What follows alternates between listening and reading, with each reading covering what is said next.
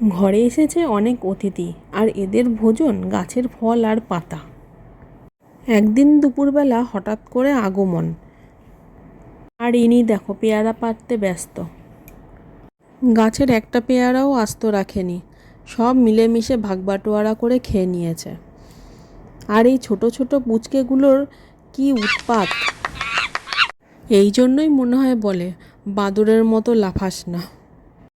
মাঝে মধ্যেই সবাই দল বেঁধে চলে আসে, কিন্তু এই দিন যে বাড়িতে অ্যাটাক হবে সেটা বুঝতে পারিনি। এদিকে বেশ মজাই লাগছিল, অনেক দিন পর বাদর খেলা দেখতাম। আগে তো ছোটোবেলায় সবাই ঘরে ঘরে হাতে করে বাদর নিয়ে আসতো আর ডুগডুগি বাজাতো। দুটো বাদর, একজনের নাম ছিল শাহরুখ খান আর কাজল, তারা নাচ করতো।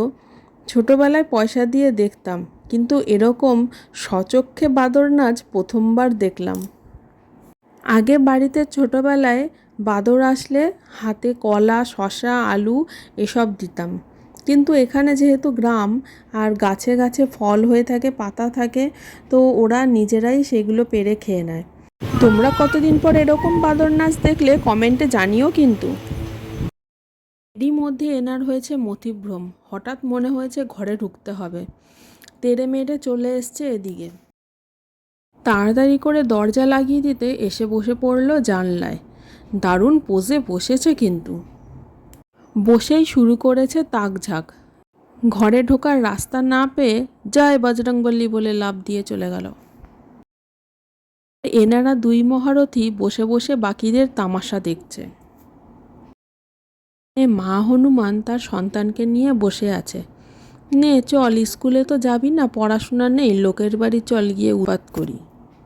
ঈদের কোনো ফাংশন নেই, প্রথম থেকে শেষ পর্যন্ত এই এক জায়গাতে বসেই কাটিয়ে দিল।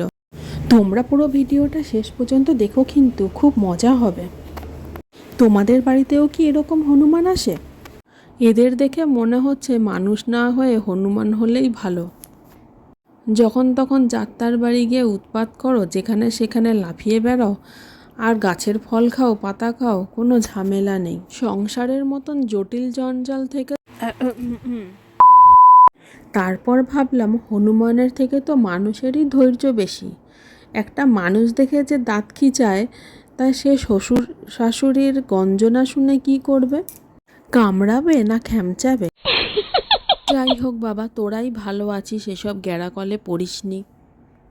ডোডোকে অনেক করে দেখাচ্ছিলাম যে ঘরে হনুমান এসছে, কিন্তু ও ব্যাটা তো দেখে বুঝতেও পারছে না, কোনো রিয়াকশানও নেই, খুঁজেই পাচ্ছে না কোনটা হনুমান। যাই হোক, সব ফল খেলেও আমার ড্রাগন ফলটা ঠিক বেঁচে আছে। গাছে হয়েছে একটা ফল, আগে দুটো ফুল হয়েছিল, নষ্ট হয়ে গেছে। ফলটা ভাগ্যিস ওদের চোখে পড়েনি, কারণ সবুজের মধ্যে এই রঙটা এতটাই উজ্জ্বল যে ওদের চোখে পড়লে আর আস্ত থাকতো না। আর এদিকটায় শীতকালে হয় সবজি চাষ, শালগম, ফুলকপি, বাঁধাকপি, মূলো, সব রকম চাষ হয়। এখন বর্ষাকাল, ভীষণ ঘাস হয়েছে, আর ঘাসে জোকের উপদ্রব মারাত্মক।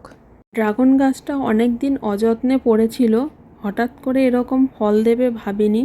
ও হয়তো ভেবেছে যে ফল না দিলে আমার আর যত্ন হবে না। আর এই লেবু গাছটাতেও প্রচুর লেবু হয়। ড্রাগনের রঙটাই যেন অসাধারণ। আর এদিকে এনাদের সার্কাস এখনও কন্টিনিউ।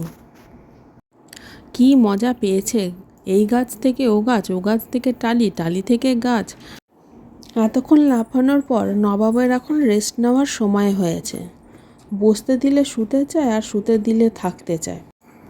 লম্বা লেজটাকে নিচে কেমন ঝুলিয়ে দিয়েছে। এতক্ষণ পর নবাবের ঘুম ভেঙেছে। ভিডিওটা ভালো লাগলে একটা লাইক করো, আর যারা সাবস্ক্রাইব করোনি প্লিজ সাবস্ক্রাইব করো।